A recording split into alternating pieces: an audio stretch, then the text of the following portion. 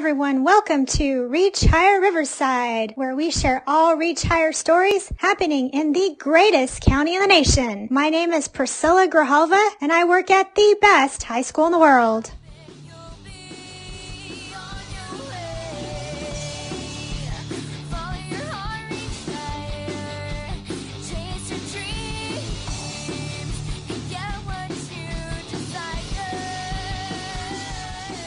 This month we have an interview with Dr. Cohn. He is a professor at Claremont Graduate University and the podcast host for Schools on the Front Lines. Here are a few statements about Dr. Cohn from some of his friends. Dr. Loretta Whitson, who is the executive director of the California Association of School Counselors, stated, Carlos Santana pronounces that there is no greater reward than working from your heart and making a difference in the world. Truly, Dr. Cohn has been and continues to be one of the most influential individuals in California's educational system. I cannot help but think about his uncanny ability to connect with others is directly correlated to his knowledge, awareness, and skills he gained through his training and experience as a school counselor. His impact on California's education system cannot be overestimated. I marvel at his interpersonal skills and how with heart he has led school and state stakeholders towards more whole child approaches to educating our children and our youth. Danielle Duarte,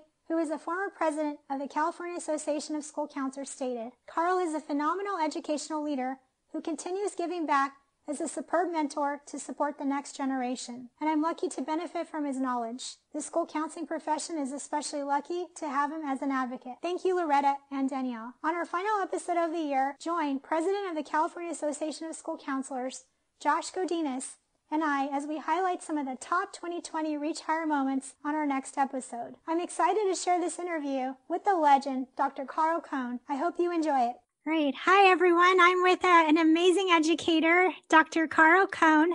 If you could tell us a little bit about your background and how you got involved with school counseling. Sure, Priscilla. I was studying to be a priest for 9+ years, and high school seminary college. I was in second year theology when I decided to leave, and this was 1968. So for those of your listeners who are old enough, 1968 was an extraordinary year. Martin Luther King had been assassinated, as had Robert Kennedy. So I left the seminary 3 days after Richard Nixon was elected president of the United States. And I was answering Robert Kennedy's call to make a difference on the urban scene. And so I decided that I wanted to be a school counselor in urban education. And in those days, you could get an emergency teaching permit if you had a bachelor's degree plus 6 units. So I started out as a long-term sub teaching social studies at Dominguez High School in Compton.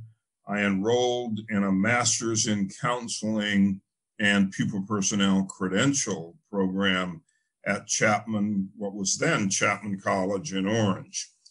After my experience at Dominguez High School, I got a regular appointment as a school counselor at Long Beach Poly High School, which is the flagship high school of the Long Beach School District and the place where I was born and raised. So getting an assignment as a counselor at Poly High School, I saw that as absolutely the pinnacle of my career, and it gave me a tremendous opportunity to work with young people. I thought I had a gift for listening carefully to what was going on with teenagers, and at the time, Poly High School had a lot of challenges, including the fact that there had been riots there in the late 60s. And in the spring of my first year there was another major riot, which was in April, and it ended up with the Long Beach Police Department deployed on our campus for the rest of the school year. Wow. One of the things that grew out of that experience, in addition to all of the additional security that followed the riot, we also thought about what can we do to make sure that youngsters actually get along with each other. So it's more than just security, it's also intergroup relations, human relations. So one of the things we proposed was a mountain human relations camp up at Big Bear, where we would take, this was at the time was a 10 through 12 high school, where we could take the 10th graders and actually give them an experience in human relations. And we call the camp Poly North, and it still exists today. And an example of how school counseling and the skills that school counselors have can really influence what goes on in a school. So I spent 6 years there at Poly High School and basically was seen as the go-to person in terms of human relations, campus climate, a lot of those things that were really critical to the life of the school. As a counselor, I was turned to influence what was going on. So that really influenced me. And those were some of the happiest days of my life and my career there on a daily basis, listening to and working with teenagers. Well, that's such a huge career change to go from a priest to a school counselor. But I'm glad that you had that experience. And as far as the camp, is it still around that students can access it, or how? Students still can access it. And when it first started, it was required for every student to have that weekend experience. And I think maybe they're more selective now about the number of students. And of course, over the years, it's changed into grades 9 through 12 high school. Now, with everything that you went through as far as talking about the riots and everything, can you share some advice with our listeners on working with the administration? Any tips you can give school counselors? Sure. I always think it's important to carve out areas of expertise that perhaps others don't have. Try and solve the problems that others can't. And so sometimes getting out of your zone and taking on challenges that might be non-traditional, I think are very important. So when I was there as a counselor, there were some counselors who were playing very traditional roles, programming kids, college advising, that sort of thing.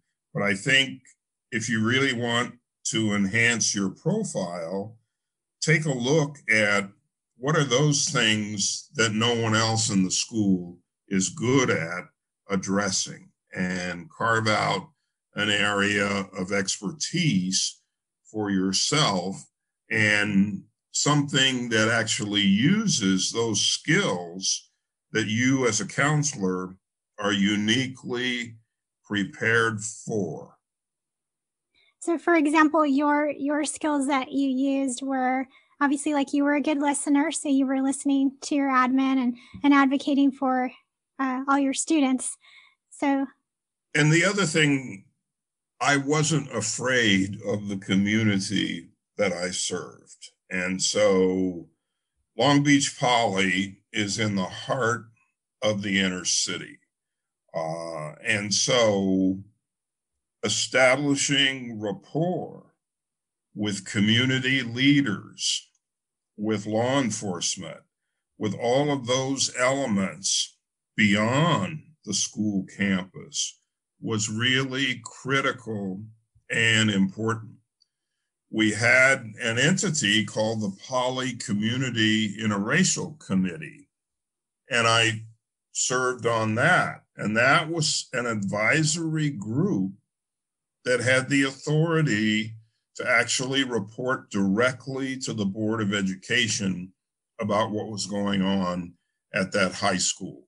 So where some faculty and staff might be reluctant to get involved in something like that, I always said yes to those kinds of things that sort of broadened my portfolio.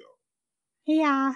Well, that's really good that you did that and that you weren't afraid. And I used to work in another school district. It was my first year as a school counselor. I won't say which one, but it wasn't in our county.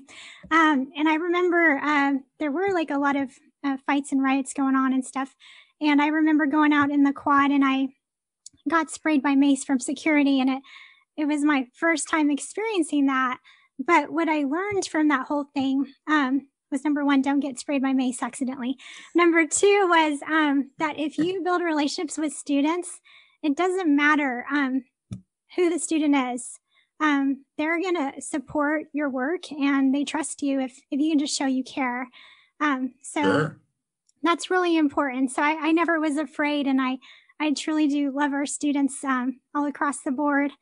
So I do agree with you. And can you, as school counselors, collaborate in getting more direct services for students? Can you give examples on how we can do that? How can we get more direct services for students? Sure. I think it's really important, especially during difficult times, to sit down and collaborate with school psychologists, with those in the community who have behavioral science backgrounds and skills. Sometimes a student would come to me with a problem or a challenge that I thought, you know what, this is much more critical than I have the skill set at. But knowing what's available in the community in terms of psychological services, clinical psychology, those kinds of things became really important. So being a resource for whatever challenges youngsters throw at you, depending upon what the situation is, becomes critical and important.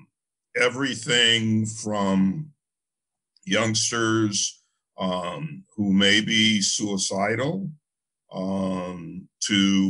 this was a long time ago, but we actually had a young women's group where they could talk about issues around birth control, that sort of thing. And for the 1970s, that was a big deal, but providing a space for whatever youngsters need in terms of those services that might not be readily available on campus become really important. Yeah, that's so true. And can you share your story about, it was a story you shared at the California Association of School Counselors conference that was just virtual in October. I loved hearing that story. Maybe you could share that with our listeners. Sure. I had been appointed the new executive director of a new state agency called the California Collaborative for Educational Excellence. Ken Young was the Riverside County superintendent. And he said, Carl, we have this district out on the California-Arizona border, the Palo Verde School District. And it's been the lowest performing school district in Riverside County for 20 years. And every type of state and federal intervention has gone on out there, but they persist. They remain the lowest performing district in the county. Would you go out there and with your people and see what you can do? And so I did.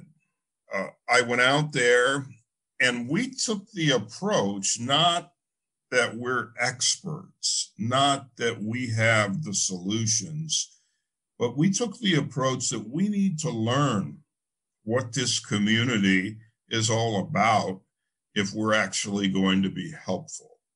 And so we went there and we found out a couple things about Blythe, California.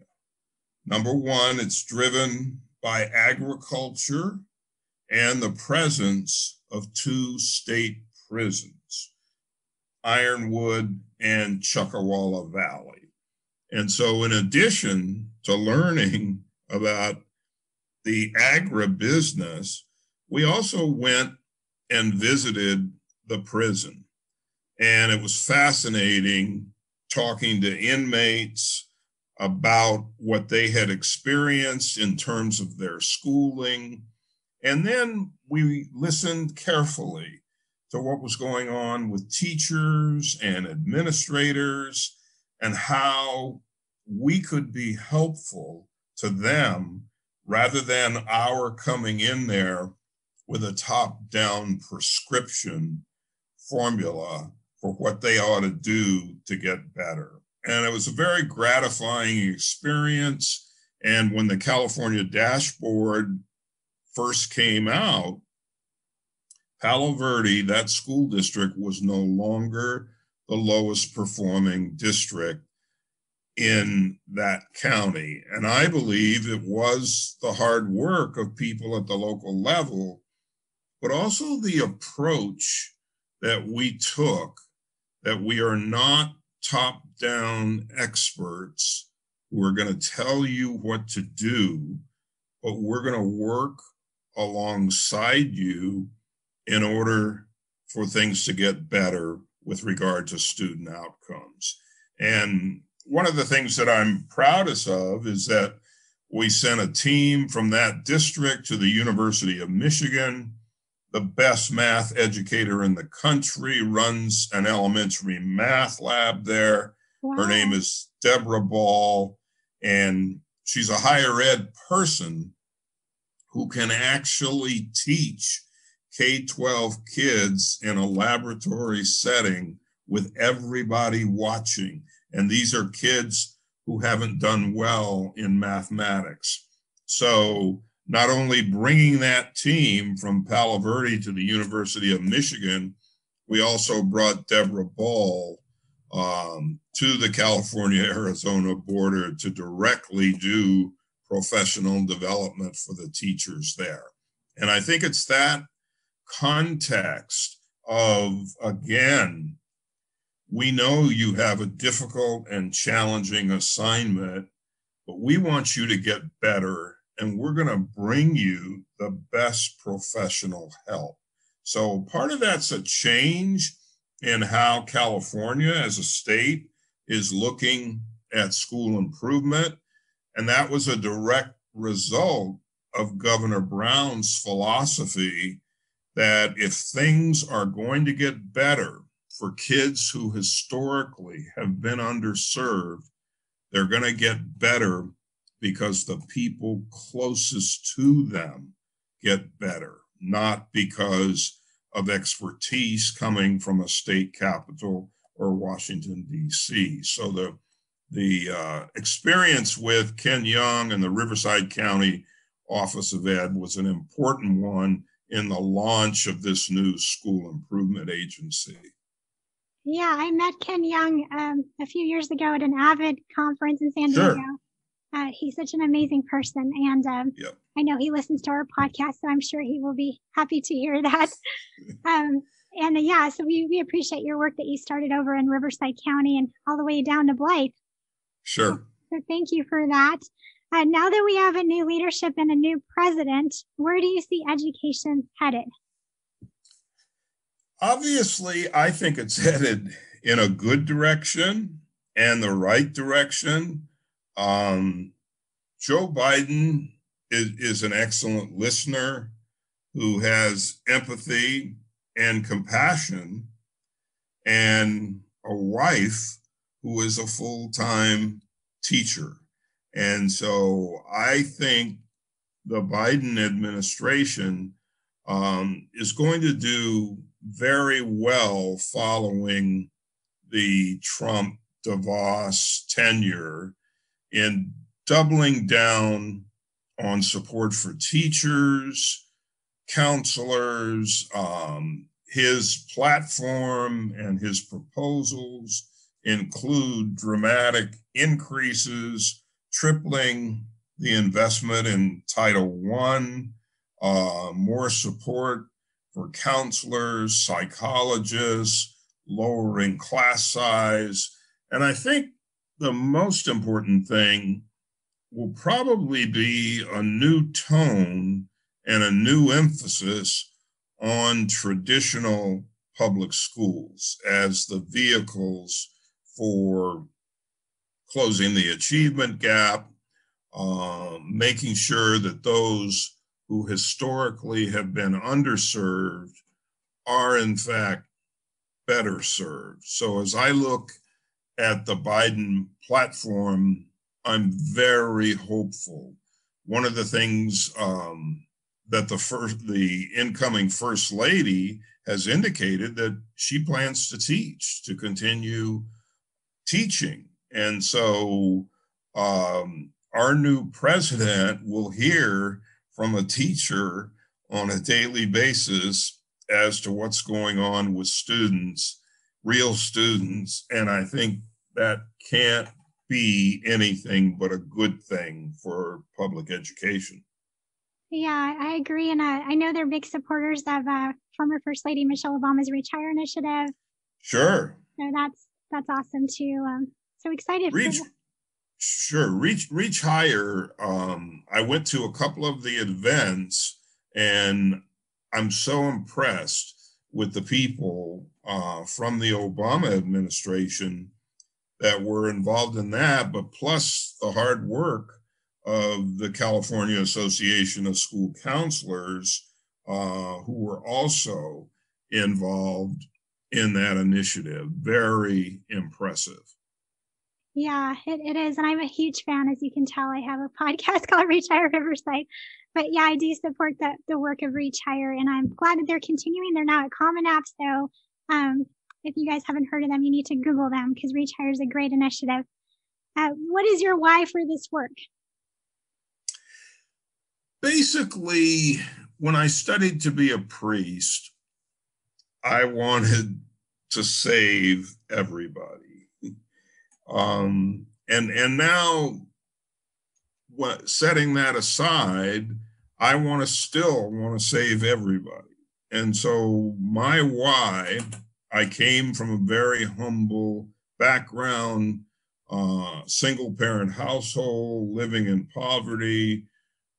My mom raised 6 of us by herself. She was a victim of domestic violence. So for me, the why is, who are those other kids who are out there who need an opportunity, who need a decent education, who need someone to listen to them, to give them a chance? I grew up poor in the 1950s, and there was a whole bunch of things that were available to me as a poor kid. And I really worry, with all the poor kids that we have today, if there's enough that's out there and available. So my big why is, whenever I can be engaged in work that's designed to rescue historically underserved kids, that's all the motivation that I need. That's where I want to be. That's what I want to do. Yeah, that's awesome. Is there anything else you would like our listeners to know?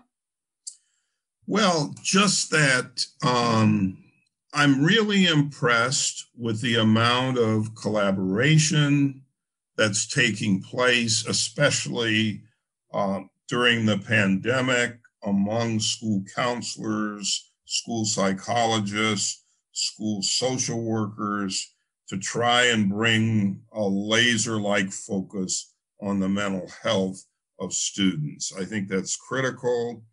and important. And more, we've got to figure out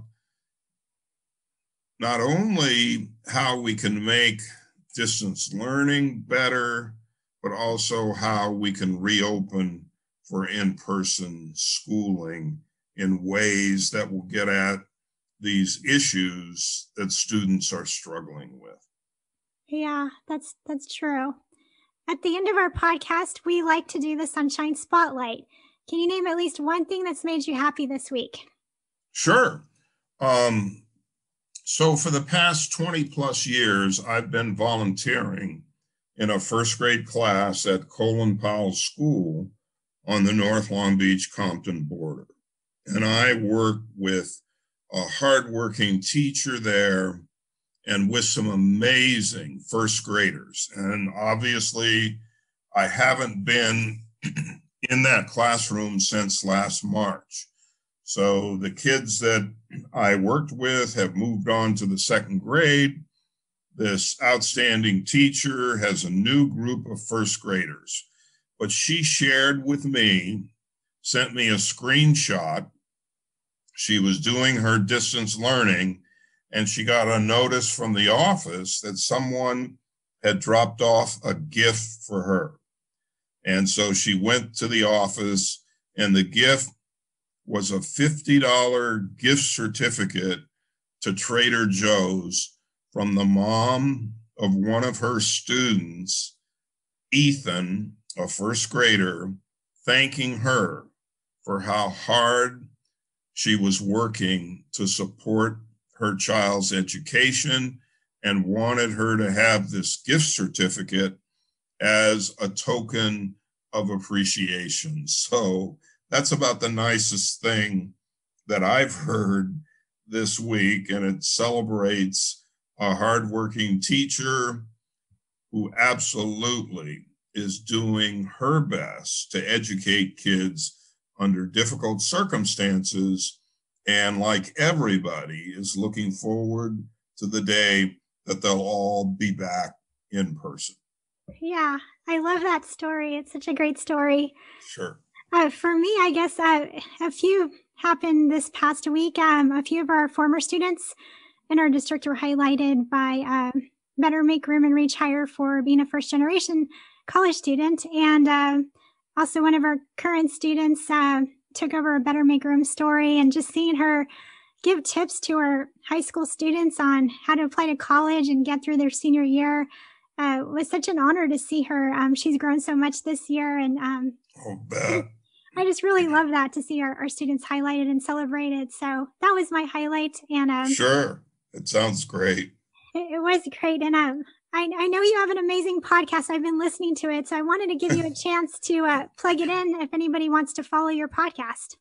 Sure. So Schools on the Front Lines is a special limited podcast series that I'm the host for, and it's supported by EdSource, the California media outlet, and the Ball-Frost Group, which is a Sacramento lobbying firm.